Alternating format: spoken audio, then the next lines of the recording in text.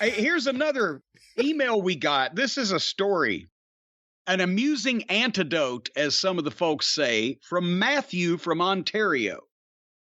And Matthew visited Hogan's Beach Shop in Clearwater, Florida. We have heard about this establishment, but we have never had an eyewitness first-person recounting of what the place is like, what goes on there. Would you like to hear this, Brian? Yeah, that's the place. Jimmy Hart's the maitre d', right? No, he's not the maitre d'. He was a greeter at one point. I think Jimmy has his own store now. A lot of people opening stores. I don't know. I think they're selling inner tubes and beach floats and things of that nature. But anyway, Matthew from Ontario. Holy shit, Jim and Brian is the salutation. I have a completely fucked story about the conspiratorial bullshit going down at Hogan's Beach Shop in Clearwater, Florida. It started with me wanting to take a picture with the authentic NWO championship belt and ended with me leaving intellectually violated by the store owner. Don't worry, it's nothing years of therapy can't resolve.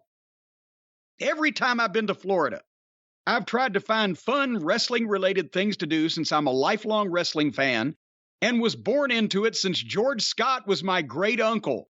More on that another time.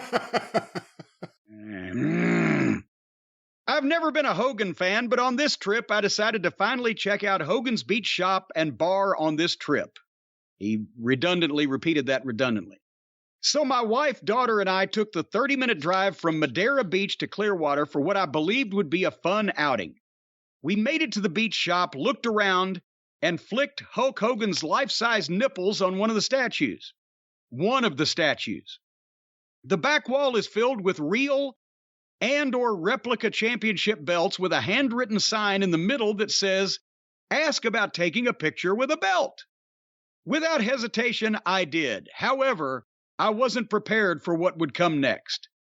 The bald employee at the store, you've seen this, the bald employee at the store who turned out to be the store owner, Ron Howard, not to be mistaken for the world-renowned director, producer, screenwriter, and actor, Ron Howard, went into a grift, rambling off the different prices it was going to cost to hold each belt.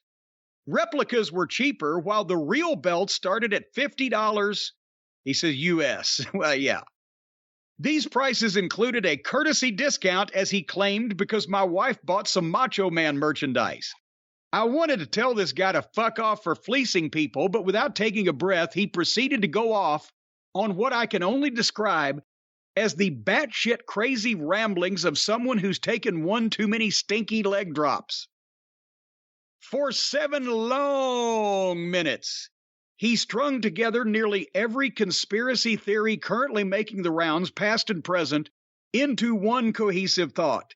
It was an incredible essay of misinformation, and I wish it had been secretly recorded. Thankfully, I typed everything out on my phone to capture the mania the second I made it out the door.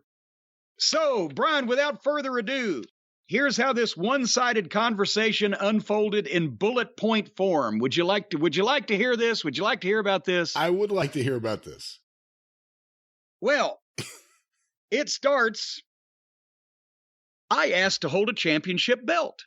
Ron begins pulling his multi-tiered belt picture grift.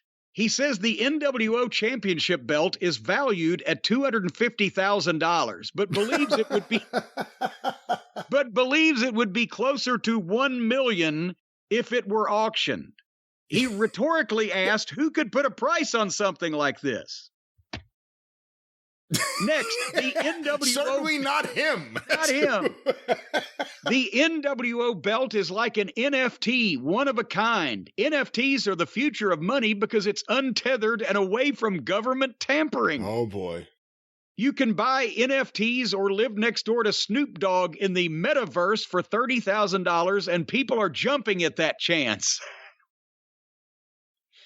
Movies always predict the future. They predicted NFTs and the metaverse.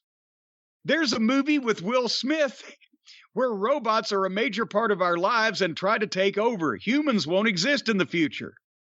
I tell him the movie is AI to feign interest and keep him going. Yeah, that's the one, he said. The government gave all these people jabs and stole our DNA.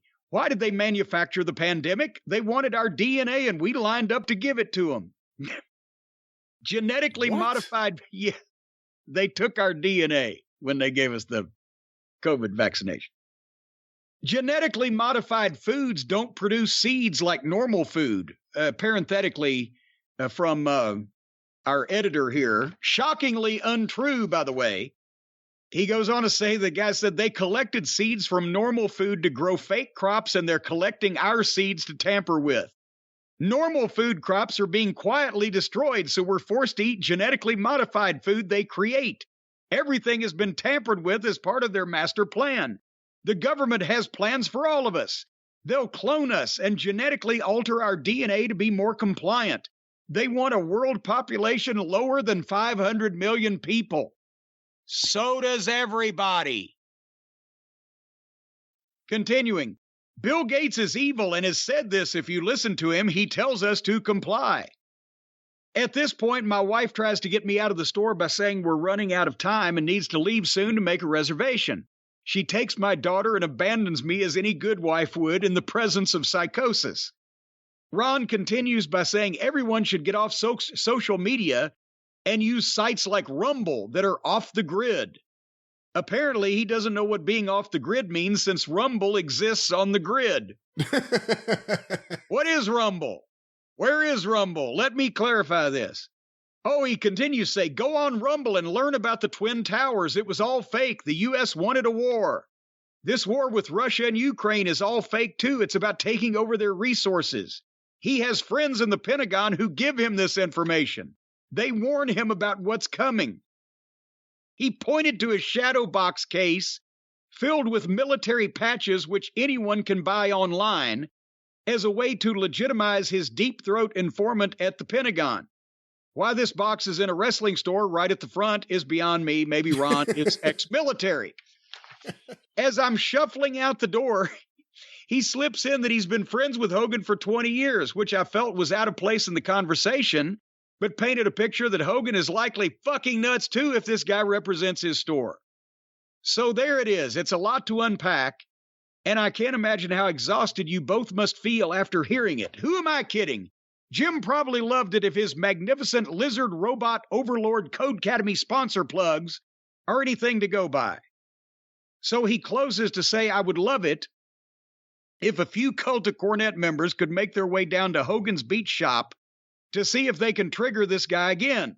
Just ask to hold a belt and see where it goes. Who knows? You might end up in the Church of Scientology that's only blocks away from the shop.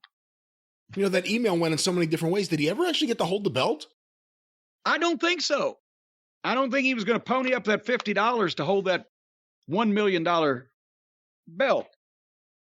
Okay, regardless of whether these are the things that you believe in life are true or not, does this guy just harangue everybody that walks into that store with this drivel? And if so, has nobody ever attempted to jerk a knot in his tail, as Mama Cornette would say, or discourage that? Because maybe they ought to investigate whether he's running off all of Hogan's customers who Hulkster might need those in dire times that may be coming. According to Ron. Or maybe he believes what the Hulkster believes. Woo!